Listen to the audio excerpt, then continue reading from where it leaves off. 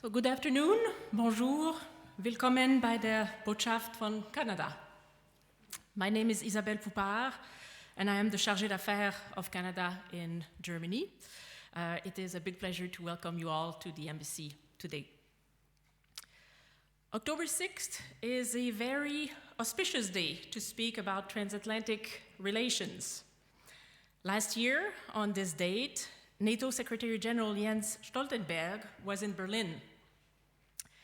He delivered the keynote speech at the Bohrn dinner, highlighting a very special transatlantic partnership, that of a Canadian-German diplomatic couple, which happened to be celebrating its 20th wedding anniversary that evening. Well, since we are today celebrating our 21st wedding anniversary, I hope my husband will make it tonight. I think he's still stuck in the U-Bahn. So on a more serious note, a year ago, Jens Stoltenberg warned us that, and I quote, authoritarian regimes in Moscow and Beijing were challenging the resilience of our societies, our critical infrastructure, and supply chains. They are putting pressure on our values and our democratic way of life, he added. And they are trying to divide us. I think tonight's discussion will help demonstrate that they have not succeeded. In particular, Russia, as it continues to wage a war of aggression, a war of choice against Ukraine. They have not divided us.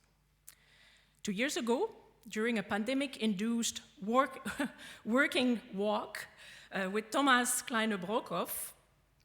Thomas, of course, is the head of the GMF office here in Berlin. So we were walking in the Tiergarten, and we started thinking about how to inject more Canada into the transatlantic link, into the transatlantic debate.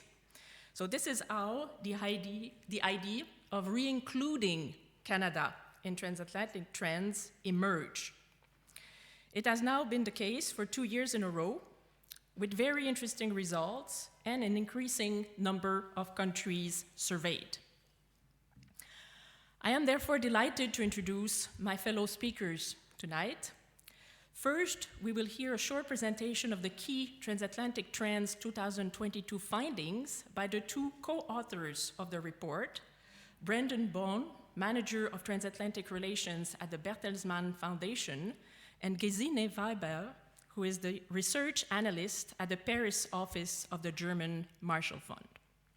I will then join Cornelia Woll, president of the Hertie School, and Bruce Stokes, visiting senior fellow at the German Marshall Fund, for a panel discussion, followed by a Q&A session with you, and a reception next door.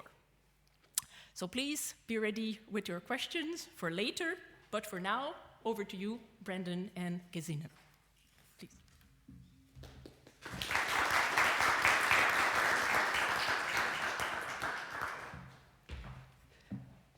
Thank you very much, Isabelle, and thank you very much to the Embassy of Canada to Germany for hosting this event here tonight. It's a pleasure to be here and present the results of the study, which is not only transatlantic in nature, in research, but also as a cooperation project. We've been working on that over time zones, many long nights, many early mornings, and I think the result definitely has interesting findings in it, which we are going to dive into later.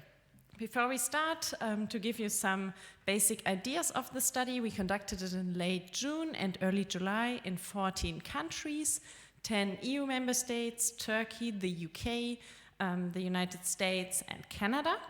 And per each country, we were polling 1,500 people, online interviews in all countries except for Turkey, where we had 500 online interviews and 1,000 face-to-face interviews. And now let me turn to you, Brandon. When we got the results in late July, we indeed had a call, and we discovered that the results look quite differently, depending on whether you look on them from a European perspective or from a US perspective, and what results basically stand out. So let's turn to the American on the stage here. Brandon, what was, in your eyes, the most interesting result when we are looking at that? Well, if I may, it didn't take long to find them. The most interesting results were in the first two questions of the entire survey. So we have a chapter on global order, and we ask respondents about their feelings about global influence. And you'll see here that as of 2022, 64% of Americans, 64% of all respondents believe the United States is the most influential power today, followed by another interesting result, European Union at 17%, slightly ahead of China at 13%, followed by Russia at 6%. Now, the disturbing part of this, especially from an American perspective, would be the next question that we ask, and that is, how do you perceive global influence to change in the next 5 years? Who do you believe will be the most influential actor in the next 5 years? And in this case, we see a very stark 27 percentage point decrease in the case of the United States, in favor of a 12 percentage point increase for China. Now, focusing on just two results here from Canada, that's a 33% decrease among Canadians in the case of the United States, and a 29% decrease among Germans. Now, why that is, we can't answer that question. Is it fears over maybe what's to come in 2024? Is it fears over the state of American democracy today? We can't really answer that, but we could potentially save this for the panel discussion to follow. Now, there is a little bit of room for optimism, but unfortunately, of course, it's tied to a series of very unfortunate events that are taking place today, namely in the ongoing war in Ukraine. In our security chapter, we ask a question, to what extent should the United States be involved in the security and defense of Europe? And from 2021 to 2022, we see a 12 percentage point increase from 60 to 72%. And here on the screen, you see that we've highlighted two specific cases, France and Germany. And when looking at Germany, over the past 3 years, we've seen a 20 percentage point increase in this case. In the case of NATO, a very similar question, we also see that the value placed on NATO, especially among Europeans, has increased in the last year. In Germany and France especially. In Sweden and France, we actually see 20 percentage point increases in these cases. Now, aside from some of the transatlantic related security questions that we see, where there's a real appreciation for transatlantic cooperation, there's some other security related questions that are also interesting, maybe from a European perspective. So I'll hand it back over to Gesine. Yeah, absolutely, from a European perspective. I think the most surprising number in the entire report for me was this year, 81%. Because this 81% is the share of respondents in EU member states who say that the EU is important for the national security of their country. This question comes pretty much after the NATO question in the report, and it is exactly the same share for NATO.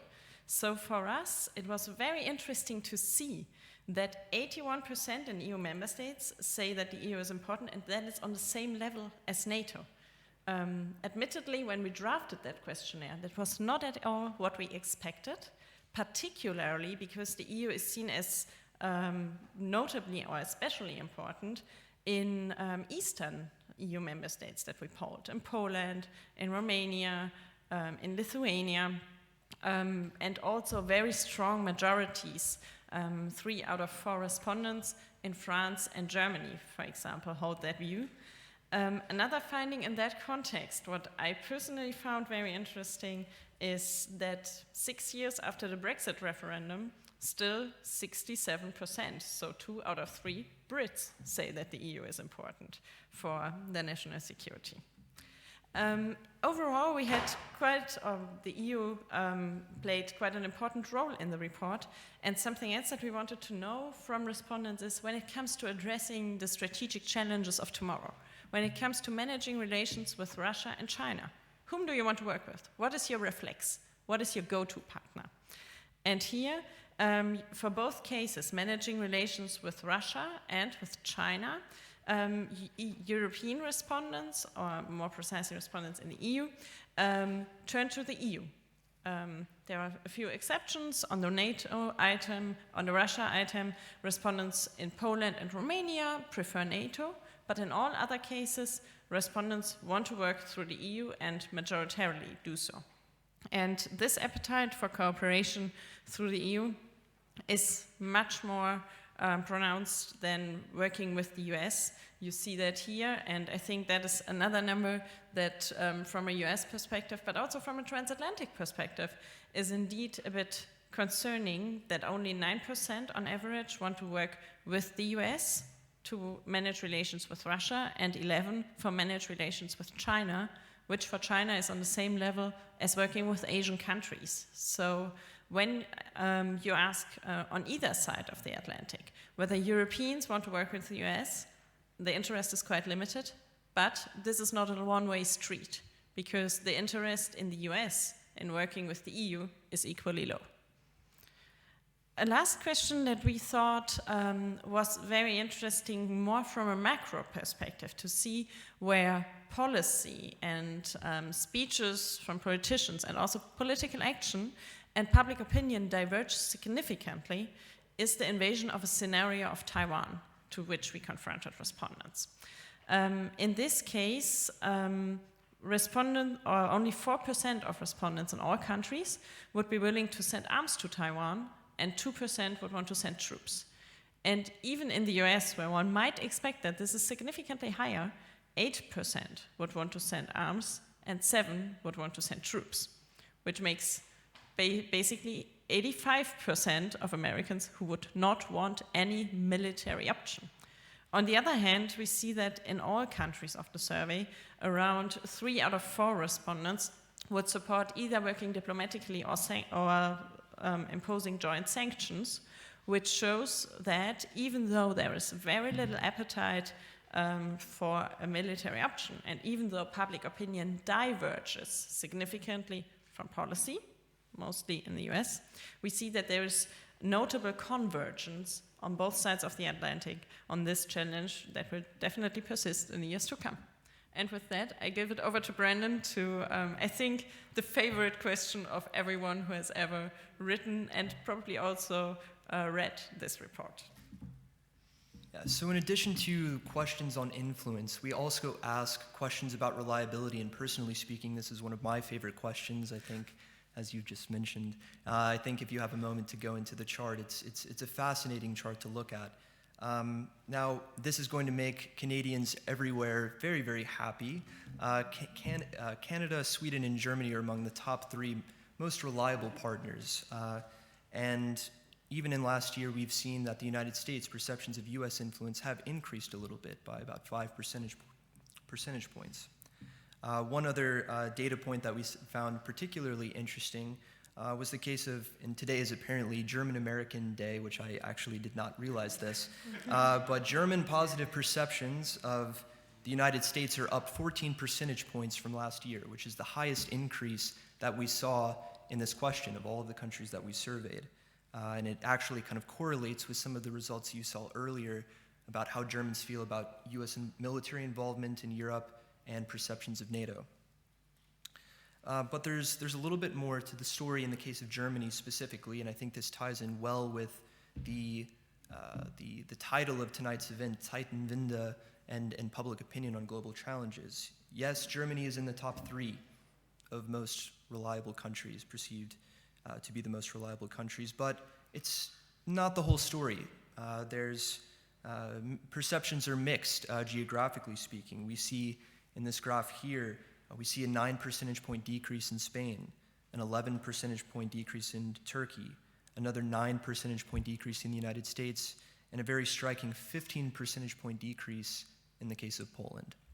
Now, of course, this fits in line with the current public debates, which you're seeing in the media on the Zeitenwende and how it relates to perceptions of Germany, especially within Europe, but also within the transatlantic community. And I think this might be something that we can take up in the panel. I imagine it will come up prominently. So with that in mind, I think taking a step back, looking at this report, and we urge you, of course, to read it in its entirety. These are just the peaks of what feature in the report. If we were to give sort of a conclusion, it's that transatlantic relations today are maybe well suited for our current challenges. But when we're looking to the future, it's unclear whether the transatlantic alliance is ready for the strategic challenges of tomorrow. So with that said, of course, I would like to thank Isabelle Poupart and the Canadian Embassy for hosting this event, and I would like to hand it over to our esteemed moderator, Bruce Stokes, visiting senior fellow from the German Marshall Fund. Thank you.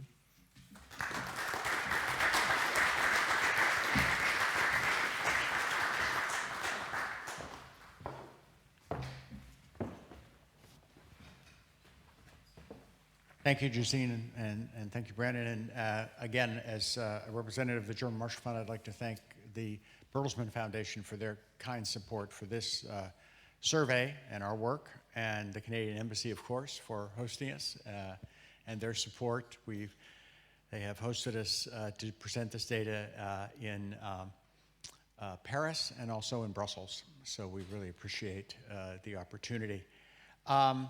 So my goal here is to grill our two panelists on their perspectives on the results of this. To my left is Isabelle Poupart, who is the, as you know, we've seen her already, from the Chargée d'Affaires of the Embassy of Canada, and Cornelia Woll, the president of the Hertie School here in Berlin. Cornelia, why don't I start with you and ask you, briefly, what were some of the takeaways you took from this that kind of struck you, either positively, negatively, whatever, you disagreed with, whatever? Thank you, Bruce. Yes, I very much agree with the presenters. The number that struck me most was the 81% of respondents that saw that the EU is very important for security. And I'd like to thank you in designing this report to make security such a big part of it, because it's something that we didn't have a lot of information, and we clearly see that this is an important time to measure attitudes towards security questions, and I think we have a wealth of findings here that are wonderful. So the role of the EU struck me because even 2 or 3 years ago, when we would talk about the European Union having a role on security-related matters, even in its economic activity, so not just military security, strictly speaking, but for example, I remember a conversation about money, how much money and central banks have a role to play in ensuring security. And somebody told me from the European Central Bank, we're not having that discussion. And I hear now that questions like these can be raised because, yes, obviously money and currency systems more generally have a role for sovereignty to play, and so the EU with its institution has to think what place it wants to take, and clearly we see here is there's an expectation that it can do so and it can make a contribution that is judged positively. I was also struck though by the rise, let's call it the return of NATO. I think because we were in a period where security was less on the forefront in the years previous to the current crisis with the Russian invasion of Ukraine, NATO was a bit forgotten by people who were not directly working on military issues, or called brain dead by others, or was just simply it felt like it was a thing of the past. We had all these discussions within the EU about strategic autonomy and the variations of that concept, and so somehow NATO seemed to have been fading out. And what we clearly see here is no, it's not. It's seen as something that is of value, and it has an equal standing with the EU. I think we will talk about this later. This is, of course, a survey data of how people feel. And I think in the response rate on the EU, we get a bit more wishful thinking.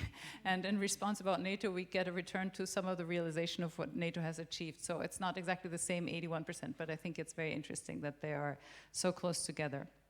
And then the third point I'd like to highlight just in the opening, and because we're talking about the Zeitenwende today, that struck me is the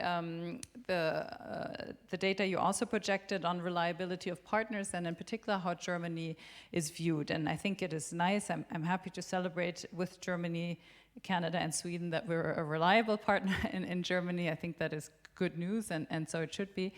But if you look into it, I think there's also a lot of messages buried in there. And I think the way in which that reliability plummeted in the perception of citizens from countries such as Poland, Turkey, I'm less surprised of Poland, I think is more striking, tells us something. And I also think it clearly marks the fact that we're in geopolitical times now. We realize the economy is political. Germany, I think, in the past has quite comfortably said we do the economics, everything else we do multilaterally. There's this joke that we've even outsourced security to NATO and the US altogether.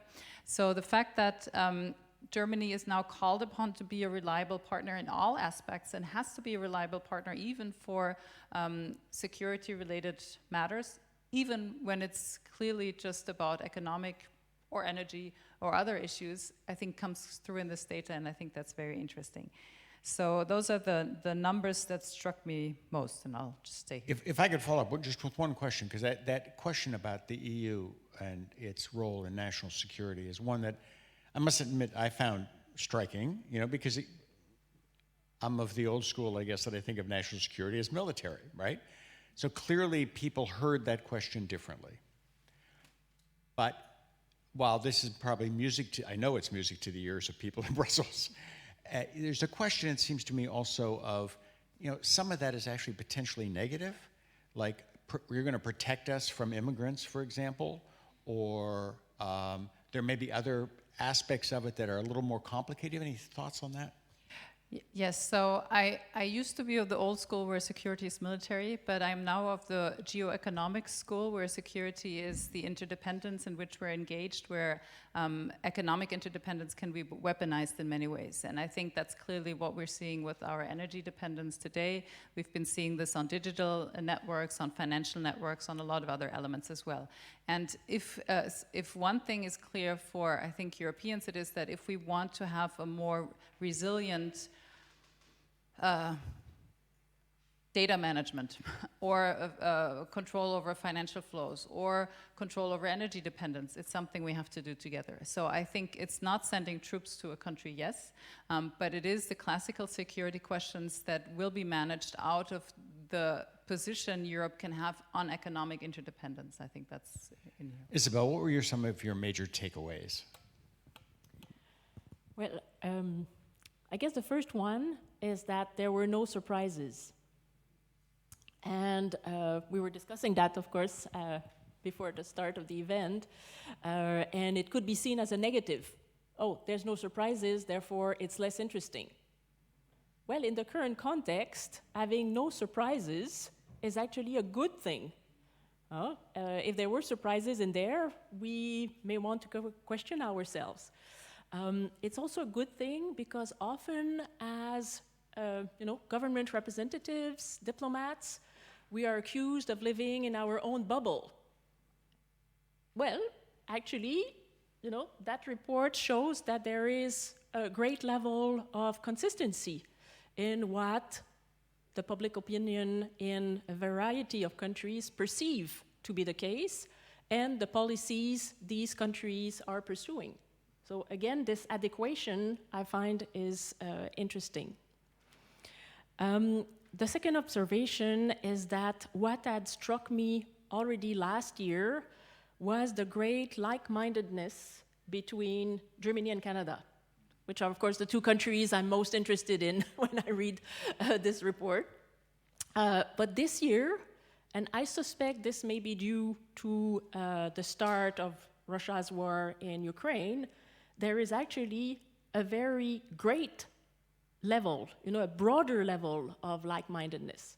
And of course, some of the results are seen differently whether you sit in North America or in Europe, but still, when you read the report, for me it was striking how much the West is actually pulling together in response to Russia, in response also to China.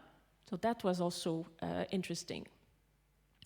The third one, and that is a lesson I learned very early in my diplomatic career, is that geography matters. So it matters in terms of threat perception, and it matters in terms of what people in different countries may be willing to do.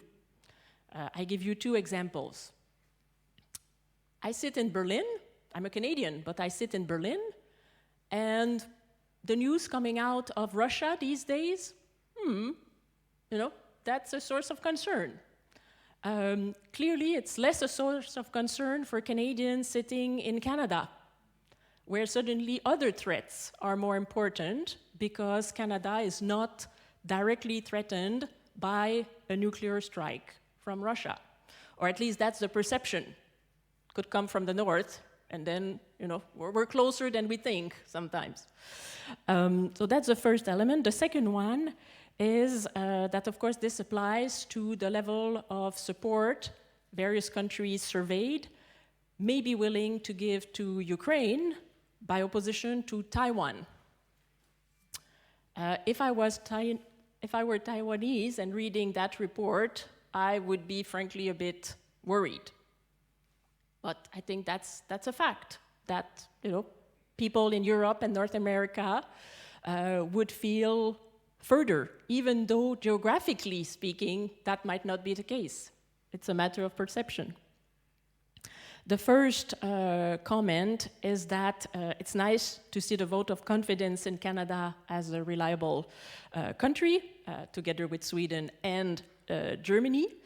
And also it's nice to see the level of trust by the Canadian public in our own democratic institutions, although this has decreased compared to last year, which is probably an impact of the pandemic. It's not said clearly, but that would be my assumption. There it's also interesting to see that Canadians consider Germany as reliable as the US. Also an interesting element. Of course, we all focus on what attracts most our attention, and this, I think, is what makes this discussion interesting. Maybe I end with a bit of a question for Gesine and Brandon. Last year, there was one factoid in the report about China, and the fact that the younger people in Canada still considered China positively at a level of 42%. And to me, that was the surprise from last year's report, because in the context of the two Michaels, I could not understand how still so positively high it was. And so I was wondering if you had the disaggregated data showing what is the situation now, just out of curiosity. Okay, thank you. But let me ask you both a question, because one of the things as an American that jumped out to me was this, as Brandon pointed out, that even though 2/3 of the respondents thought the U.S. was the world's leading power, there was this dramatic drop in 5 years. And one of the limitations of survey data is you really don't know why the respondent said what they did, and it's really not based on knowledge, it's based on emotion. But clearly there's an emotion there that's being represented. In that context, you are more likely to see, say in Canada, only 30% of older Canadians thought the U.S. would be the most influential actor in 5 years. Younger Canadians, not 50%, 43%, so a little higher, but still below. And you saw the same break in the United States. Basically, 3/4 of the younger people said, of course, we'll be the leading power in 5 years. But people my age, less than half, said that. But why would you think that people would have not so much faith in the future influence of the United States going forward? Yeah. Yes, I was struck by that as well, but I will preface my comments by saying, as a student and now professor of international relations, I've seen the question US hegemony in decline since the end of Bretton Woods.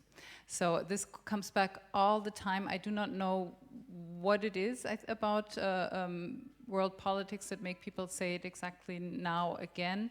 I think this response translates a recognition that we do see the rise of powers that really have very different agendas and that will be important, and China and Russia clearly stand out here. I also think, and I take this more from the response to not want to work bilaterally with the US, but to want to work through NATO, which really struck me because in a way it's the same thing, but I think it's a choice between multilateralism and bilateral relations. But I think that translates possibly, it's a hypothesis, and I'll send it back to you to see what you think. That translates possibly the results of the years with the Trump government, where you wonder if the US will always be a reliable partner. Can you just trust the administration to pull through, even if the head of government may at one point have a very different politics? And I have a question also that is a bit different, and it's more about US domestic politics, so I'd like to ask you. I would have to say that this really is a year where it's become very clear why the partnership with the United States is so important and what role they play in Europe. But I also think that if you, maybe you have the question that's closer to this, if you ask what's the opinion of the US policy towards Ukraine is in Europe, I would say it's just tremendously favorable, and I have to say personally I think it's been exceptional, but I don't think that matters for domestic politics at all. And I even would say, why does it go well, I mean, I know foreign policy is not an issue, but why does it go so much unnoticed within the US? What is I mean, it is interesting. I mean, we found, I think it was 47% of Americans support the Biden administration handling of international affairs. And that's actually high if you look at other domestic polls. So you're right, as what everyone thinks about how he has handled Ukraine, for example, and I too agree, I think it's handled it even better than I ever expected. There's not a great deal of support that gets him from the public, but in part that's because foreign affairs are not a major issue. On the other hand, it's hard to say that Ukraine is not a major news item. I mean, it's in the news every day as opposed to many of these other foreign affairs things that aren't. But Cornelia, any thoughts about why the U.S. kind of sense of the future of the U.S. has gone down so much? Yes, well, that's a very interesting question, but I'm with Cornelia, actually. You know, we've heard so much about the decline of the West, of course, the decline of the U.S., and it's probably more about the emergence of others and the relative weight of different players. You know, when one speaks of the U.S. decline, I always think of the very well-known film in Quebec, Le déclin de l'Empire américain. So the decline of the American empire. Of course, this was not at all geopolitical. It was a comedy, actually. But at the time, it was commented, you know, the title was commented upon as reflecting the zeitgeist. So, and actually that was 40 years ago. So that's a long time ago now. I think in terms of the Canadian public opinion, there is no doubt that the Trump years have had an impact, you know, that's no big secret.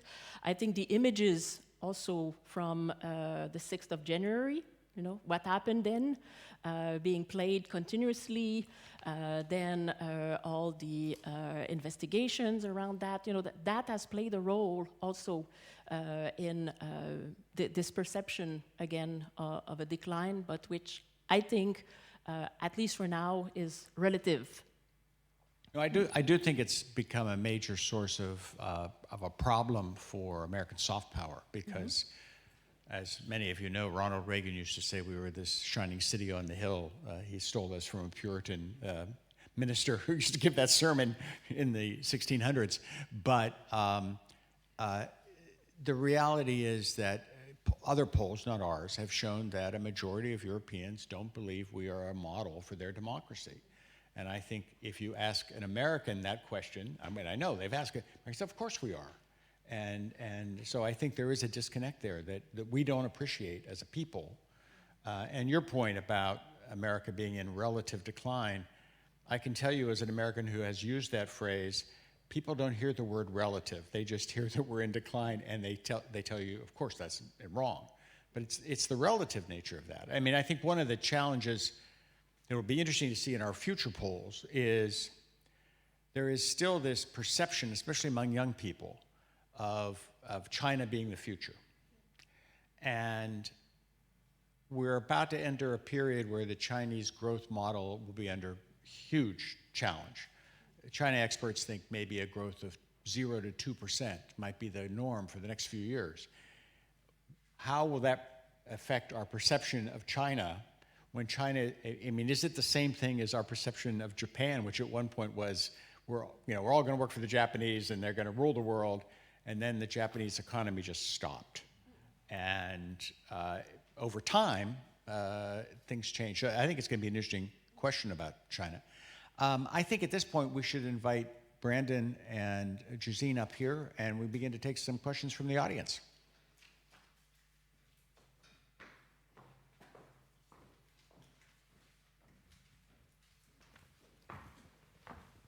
So who would like to start with a question, if you could? And as I like to always say, please put a question mark at the end of your statement so it gets a question and not just a statement. But I can keep asking questions till the cows come in. So if no one has a question or a comment, we'll continue our conversation. We also have Gesine's raw data. I had the time to look into that, and Good, indeed, okay. that is something that we find overall in the study. We really see a significant gap between Gen Z, so people aged between 18 and 24, and the respectively oldest age group, and that is again confirmed for China. So to give you the Canadian numbers, among young Canadians, 36% say that China's influence in global affairs is positive, compared to 11% of the oldest. And that is a pattern that we find in general in almost all countries, that the young generation sees China's influence as more positive than their respectively older respondents.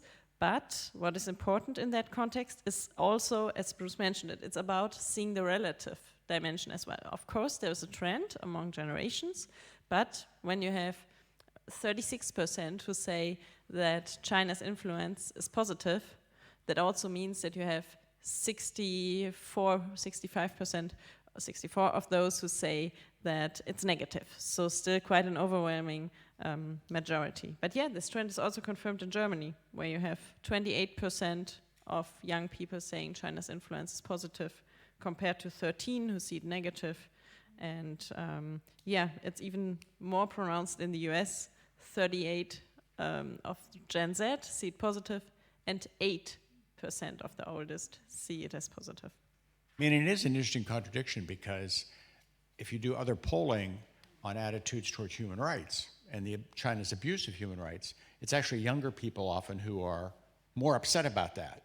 So there's an internal dissonance here going on, which will be interesting to see how it plays out. But first, a woman here had a question, right? Yeah.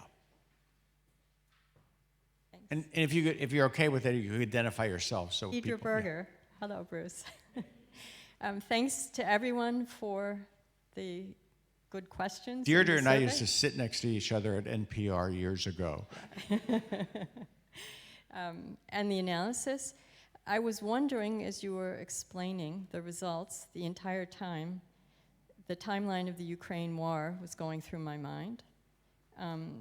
And there were somewhat more negative attitudes, I think, about the US, if we were exerting enough leadership or not, unclear attitudes about Ukraine, and it seemed rather hopeless when, June, July.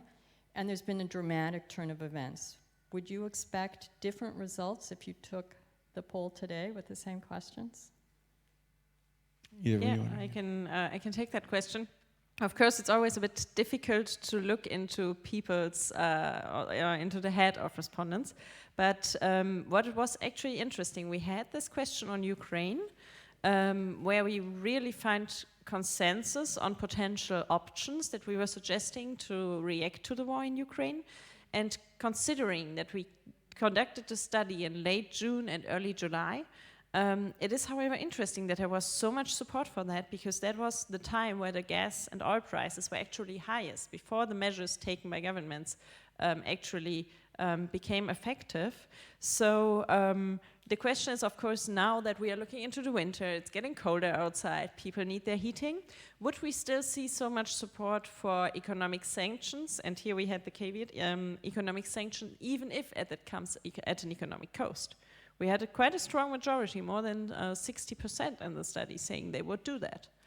I'm not sure whether they would still do that, but I think that overall, particularly now that the situation in Ukraine is significantly changing, I would say, yes, there is a good chance that we would see the same results and potentially even more support. If I may add just something here, and related to the title of tonight's event, it's interesting looking at the results from Germany specifically. We think about this Zeitenwende speech that took place in late February.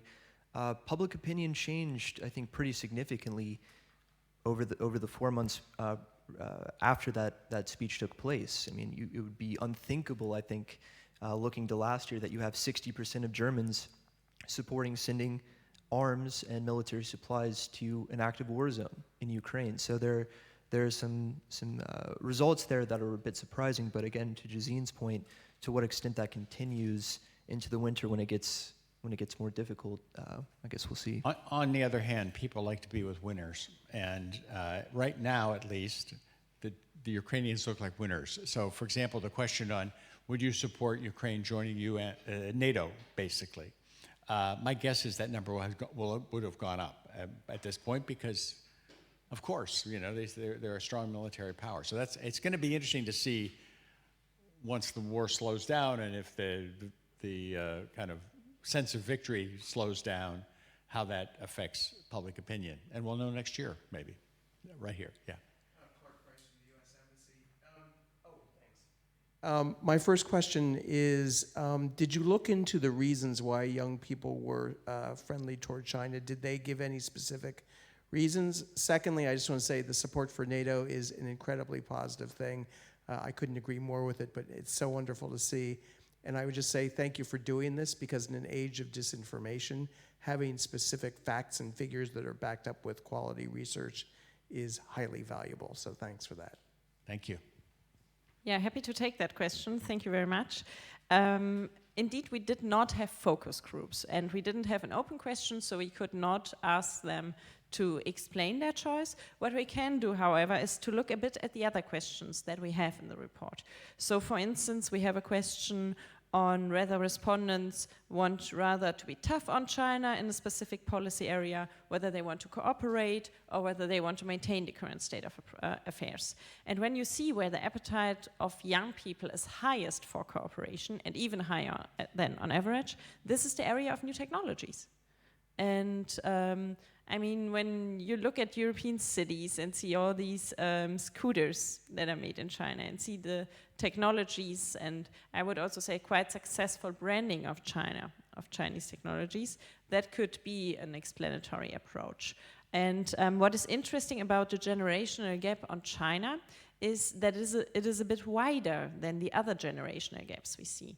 In most cases, we see that the youngest people stand out, so those under 25. But on China, we see that the division between the age groups is basically at 40. So you have people between 18 and 40 that have a relatively more positive outlook on China, and then people older than 40 who have more negative views. I authored a policy brief on youth public opinion last year and looked a bit into that. And we see basically a time correlation here of the arrival of Confucius institutes, of Chinese soft power initiatives, of the presence of Chinese students on European campuses, and also really increased European exchange programs towards China. So that could, of course, also be an explanation. But we don't have that written down in the study. And also, I mean, we have to remember that we all form our worldview at a certain age, and we carry much of that worldview with us for the rest of our lives. So people of my generation are going to be more negative towards China, in part because, you know, it's still red China, right? There was a bamboo curtain. There was all these things which a younger generation, once China has entered into the world and joined the WTO, et cetera, it's a totally different vision of what China may be. I was going to say, TikTok. China they wanted to take TikTok away from me because they said it was a security issue and I want my TikTok. Yes, exactly. Yeah. And I've never actually done TikTok, so there's a real generational difference here, right? Yeah. Thank you. I would be interested to find out what kind of formula you have to find out how the opinions, which you're asking about, are formed. Television, newspapers. Is there anything which you can, pin the opinion to? I'm asked this question because some 40 years ago we founded in the Foreign Ministry, together with a group of young journalists, a transatlantic journalistic exchange program for journalists, young qualified journalists. Now we have about more than 500 alumni on both sides of the Atlantic, sitting in New York Times, Philadelphia Inquirer, or what have you, everywhere, which changes, of course, public opinion to a considerable amount. And that is why I'm interested to find out whether there's any formula which you have to find out about where this opinion comes from, which is expressed as the answer to your questions. I don't think we can say exactly, but what I can say is it largely depends on what that individual saw in that or read or heard about around the time that they answered the question. So, for example, back in early 2020, January of 2020, when we produced or recorded polling for that specific study, we had a question on security challenges. What do you consider to be the most important security challenge? And one of the ones that creeped up to the top was relations with Iran. Now, right at that time, this was around the drone strike that killed a very high-ranking Iranian general. It was in the media quite prevalently. I think there were some that thought we were on the edge of war. We're sending troops to the area, and at that time, relations with Iran was considered one of the most important security challenges. Now the pandemic takes place, or starts 2 months later, relations with Iran drops to one of the lowest perceived security challenges at that time. So I think it is a mixture of things. What are you hearing? What is included in the media? What's being reported? But I don't think you can say with certainty exactly. I mean, there's studies in the U.S. where various generations get there, and it's what you expect, right? I mean, younger people get it in Facebook or Twitter or TikTok or whatever. And I'd be curious, when you talk to your students, do they share with you where they get, I mean, aside from the assigned reading for their course, how do they follow current, and these are obviously a minority of the population that is interested to begin with on these things, but where do they get their? I'll answer. I would say we should be completely agnostic about this. I do not think that generations read the same media, even read media at all. So it's a very good question where they form their opinions. When I was in Paris, we asked students at the admissions, what sources do you read to form yourself an opinion? And they always answer, we read Le Monde and Courrier International, which I think somebody told them to respond. I don't believe a word. And so I think actually what you get is some sentiment that bubbles up, sometimes in circles, sometimes in social media, sometimes from newspapers.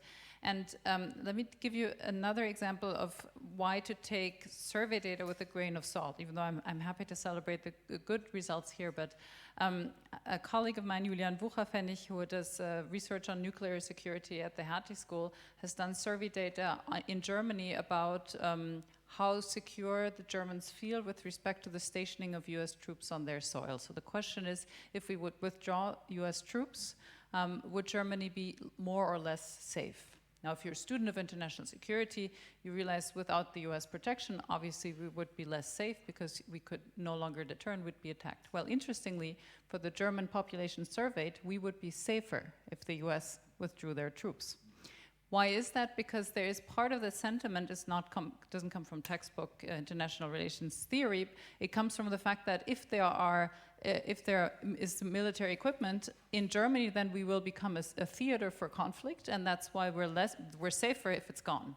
And you can call it the head in the sand type of strategy, but that is what survey data can give you. And I think, therefore, it's not even do you need to distinguish between highly educated and less educated people. It's also these very emotional or sentimental issues. If you don't have to talk about a topic, maybe it'll go away. I mean, I can say as a journalist for a quarter of a century, I wanted public opinion data to ask very specific questions on very specific policy issues so I can understand, how's the Senate vote or the House of Rep going to happen. And when I became a pollster and was a pollster for 10 years, I realized, no, that you want to ask people emotional questions. You want to, and Gesine and Brandon have heard me say this a number of times now, if you expect knowledge from the public, you will have your heart broken. And that's okay, We aren't normal people. You aren't normal people that you're here. An average person would never come to this kind of thing. But it's good if you ask questions about people's emotion, because they're going to vote on their emotion. They're not going to vote on having read the most recent treatise on international affairs or whatever. And frankly, let's remind ourselves that that's how people make decisions in the marketplace. They buy a red car rather than a blue car, even though it's the exact same car under the hood, because they like red. It's an emotional decision. And to do public policy, I think we have to understand public emotion. And that's the real value of survey data, it seems to me, is to try to give you an insight into that emotion, however irrational you may think it is. That's not really important. Any other thoughts? Any other question? Yeah, we got a question? Yeah. Good evening, Agnes Collodier. I'm here with the Embassy of Canada, and first of all, I'd like to also thank you for the study and also commend you on the optics. I think it's really visually attractive, and I think that's also something that often we don't see enough or something we don't pay enough attention to. I have two quick questions on the methodology of the study, and one is we see a lot of we see surveys, but also commentary on how much trust in public institutions, international organizations, but also governments is going down. So I was wondering, is that somehow reflected in the polls? And the other question that I have is how you pick the countries for the study, because I realized, now Canada is now back on, but also the question, for other countries that are surveyed, why Lithuania and not Latvia, for example, just to better understand that, and is that changing over the years? Thank you. Yeah, thank you very much for that question. So, in fact, we don't include that question on the trust among institutions for the simple reason that it's a recurring question, for example, in the Eurobarometer and in other questions or in other surveys. So, basically, if you wanted to do it, you could do cross-referencing with the surveys. We haven't done it, but it's indeed a regular question that is often taken as a control question also. For example, what we see in the entire survey is that Italy ranks very low basically on all opinions. They are very generally a bit less optimistic, have less positive views, and I think, Bruce, you can potentially elaborate on that a bit. But Yes, they are. We would like to thank them. If there's any Portuguese in the audience, we'd like to thank you. We also have a Portuguese partner to the project, just saying. Basically, we don't have a specific question on that. For the selection of the countries, I think I hand it over to Brandon for the moment. And I think this is actually a moment to highlight the extent to which this project has grown. If we go back to 2020 when this project was relaunched, the German Marshall Fund and the Bertelsmann Foundation, it was a project that consisted of 3 countries alone: Germany, France, and the United States. Not very comprehensive in terms of, seeing where transatlantic relations are today. That increased to 11 countries in 2021 when we brought Canada on board. Turkey was also included. But something that we got dinged for, actually, was not having representation in Eastern Europe. There were no Eastern European countries featured in that survey. So the goal is not to include everyone, but to include at least countries that represent certain regions within the transatlantic community. I think I unfortunately won't be working on this project any longer in my new role, but something, and I know Gesine's has a nightmare about this, expanding the number of countries, but maybe having the Western Balkans represented in some way. We even talked about including, including Ukraine potentially. Yeah, we'll talk a lot about it later. But the idea is not to include everyone, but to include countries that give you a good sense, regionally speaking, what perceptions are within the transatlantic community. There was a question here, I think. Yeah. Actually 3 questions, but all with a question mark. Johannes Ahlefeld, political advisor to the Social Democrats in Parliament. The first observation was Germany's average on almost every of the question. What does that mean? Or is that representing that we're an opinion leader? Are we undecided, just lukewarm, or what does that mean? Second, what I'm most concerned about is actually the state of democracy. And I'd say it would be strongly supporting, let's say, the passing away of the West, that kind of theory that's been around for some time. If I look at UK down from 70 to 51, the US down from 55 to 38, Netherlands down 64 to 50, France, one of the beacons, let's say equally divided, 47-47. It looks pretty bad. That was, at least to me, the most alarming series of questions. What can we do?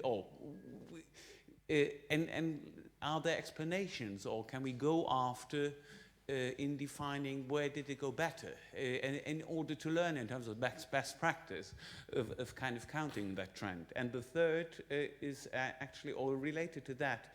I didn't quite see a question on COVID and the COVID management, because to some extent I think like Isabelle assume that, let's say, at least some of the recent downward trend is related to that. Was that considered, and why was it not taken on board? Because I think it's been increasingly perceived as a global and to some extent a security challenge. So on COVID, that's a methodological question, really. Do you want to speak to that? Happy to take the COVID question. So, in fact, we didn't want to include a question on the COVID management explicitly, because we really wanted to focus, in that case, we would have needed to focus again on national politics. Would have, in fact, been very interesting to include that as a background question, to have an idea of general satisfaction on national politics. But again, that is something where you can do great cross-referencing with other studies.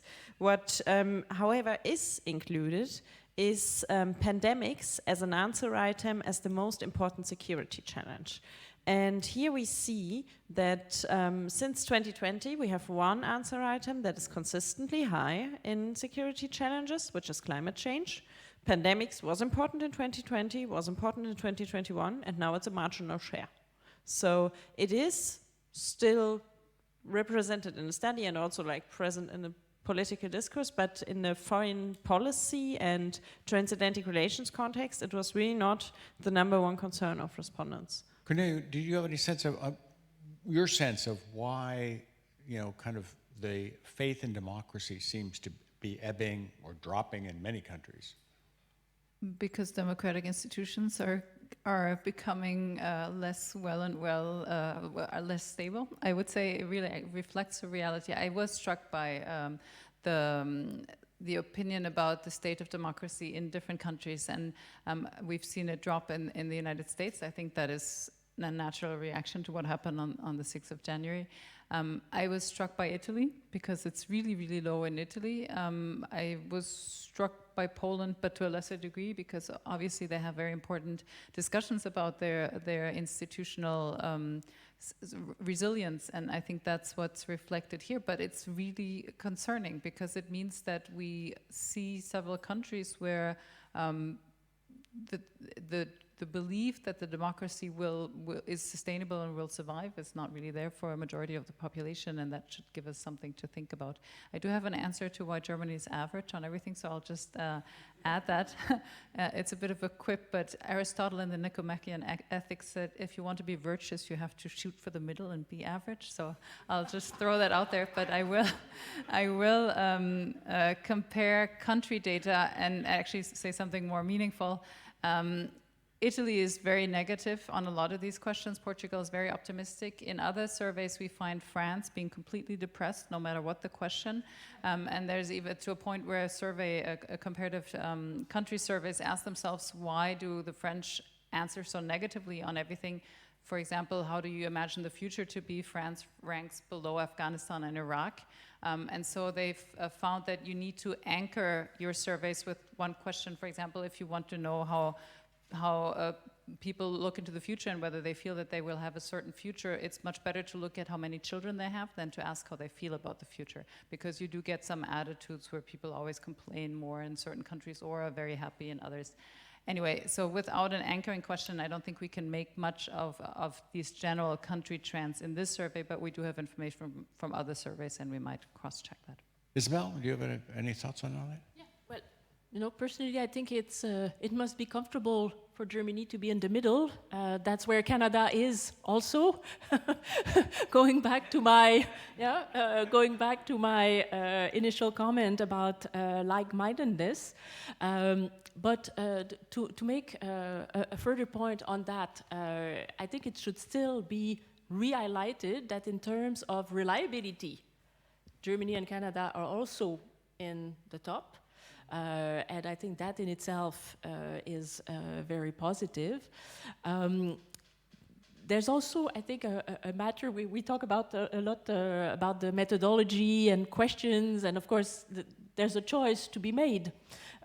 This year, the report, Transatlantic Trend, is much less about the economy, for example, than last year. There's a greater emphasis, probably because of the war in Ukraine, on Russia, on NATO. This is all positive. Could we think for next year about something on leadership and how countries see themselves in terms of the areas where they may exercise leadership, but how they see leadership exercised by others also? And that could bring some interesting datas, including for Germany. One comment on the democracy question. As you might expect, in most countries, those on the extreme right are the most dissatisfied with the democracy, the functioning of the democracy. Except, if I'm not mistaken, in Poland, where, of course, they're in the government. They run the government. But you see that at Fratelli d'Italia, for example. I think it was like 26% thought the democracy was working well.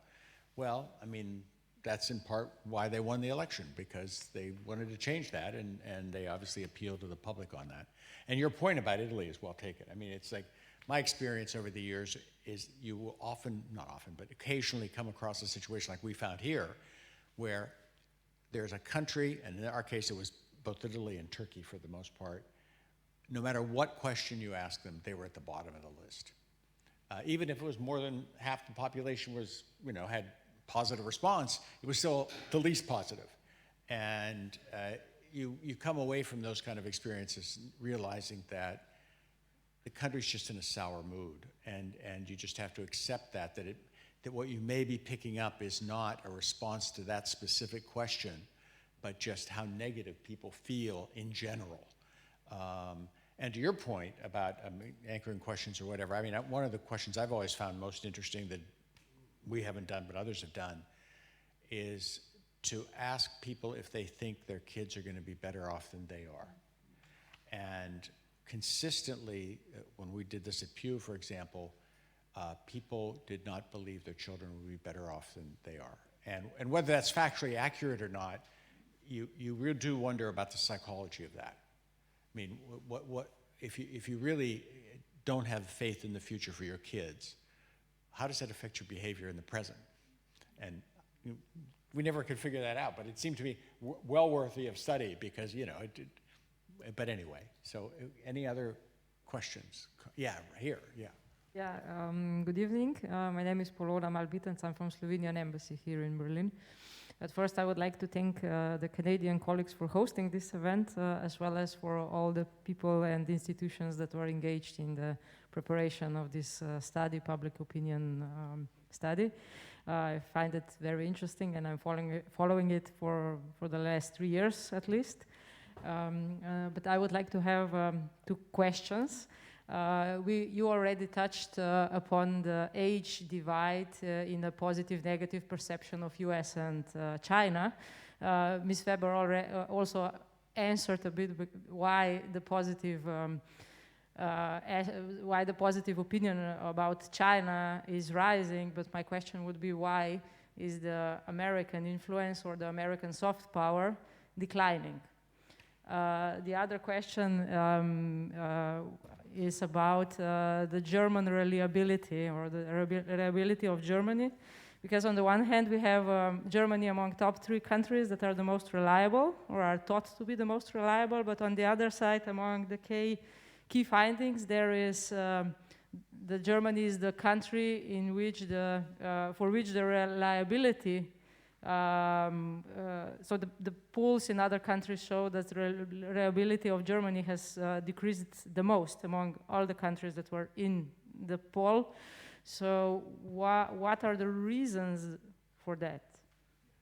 I might take the first one, and it's I would say probably the most concerning set of data points in the entire report, and that's views of younger Europeans looking towards the United States. We see, in the case of Germany, in the case of Netherlands, Spain, just about any country, especially in Western Europe, that we polled, there's a 20 to 30 percentage point difference between younger and older generations on how they perceive the United States, specifically in terms of influence, but also in terms of reliability.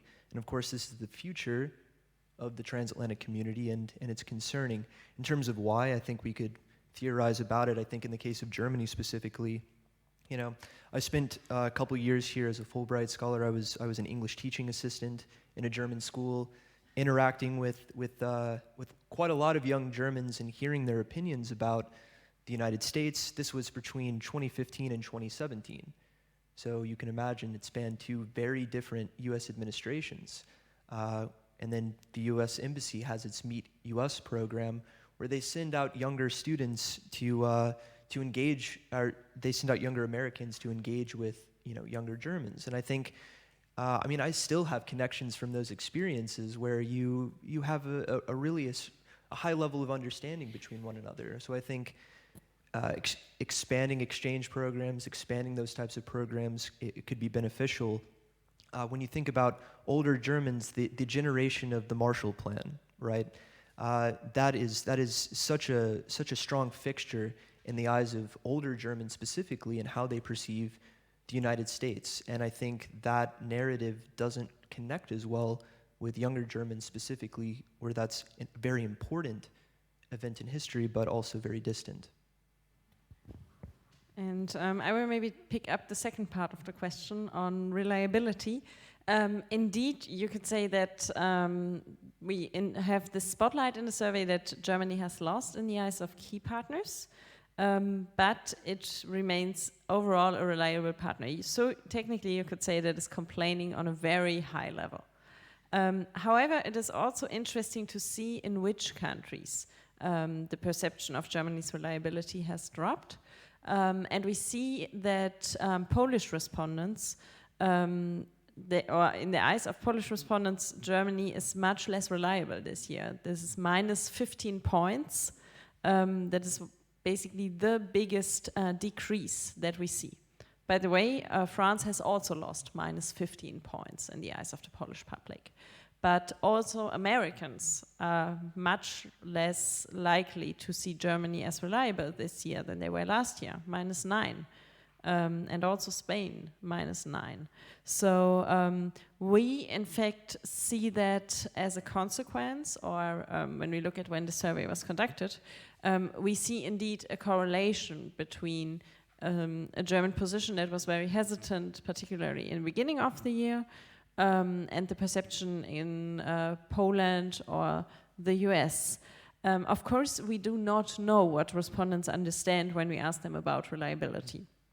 A respondent based in Poland might understand reliability more in the sense of being a reliable military ally, being there also for the military defense, Article 5 commitments, whereas, for instance, a respondent based in France might also see Germany as a reliable partner, more like from the intra-EU perspective when it comes to the recovery plans or things like that. So here again, we can only play the guessing game with what people understand by what we ask them, and that brings us back to the question of emotions.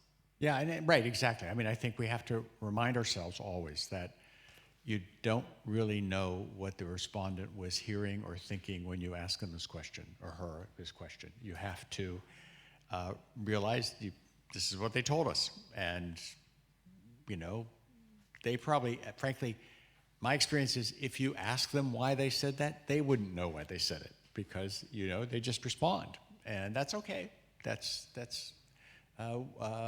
It's useful to know as well. Did you want to? Well, I would translate what I think goes on in the head in the following way. If you ask somebody in Poland, do you think Germany is a reliable partner? And we've just witnessed the invasion of Ukraine, and what we've heard from the Polish people, we've told you this could happen. We told you to be, all of Central and Eastern European countries said, we've told you this for so long.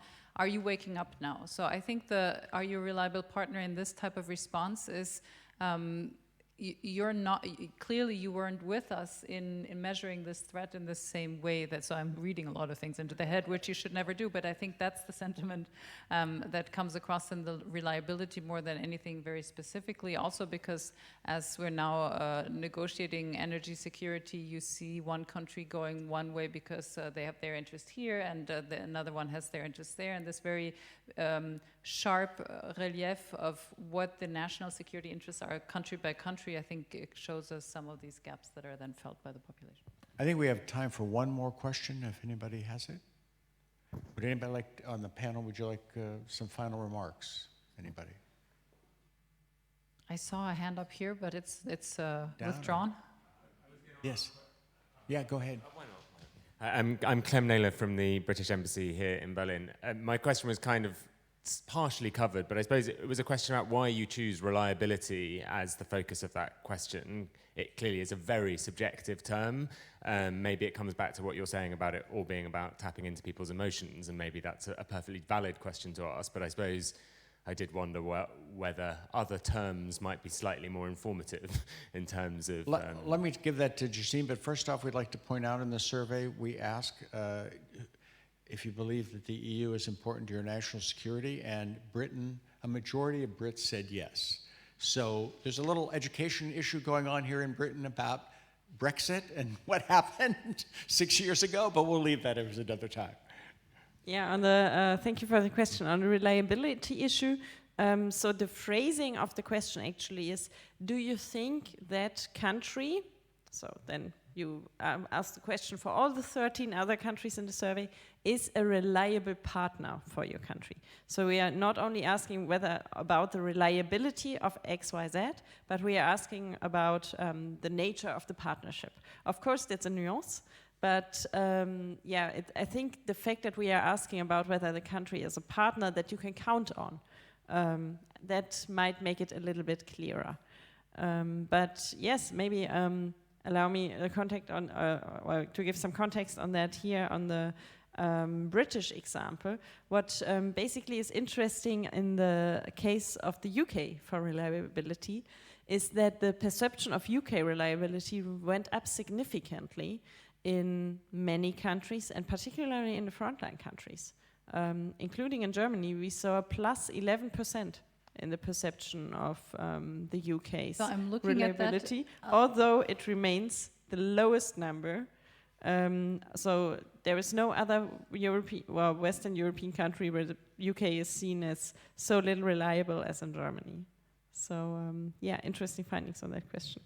I didn't want to interrupt you. I'm looking at exactly that. Germany says plus 11% find the UK reliable partner, but at a low level, 47%, which means it was down to 36, which I think was the Brexit effect of the last survey, where really the tensions were high. But I would like to end on a high note, which means that somehow the UK is back, and we're coming to some sort of positive response here, both with the UK's view on the EU for their own security and the perspective on the UK. So I think that's nice news to close. A nice positive note to end on here. And we'd like to thank our panelists. We'd like to thank our survey gurus here.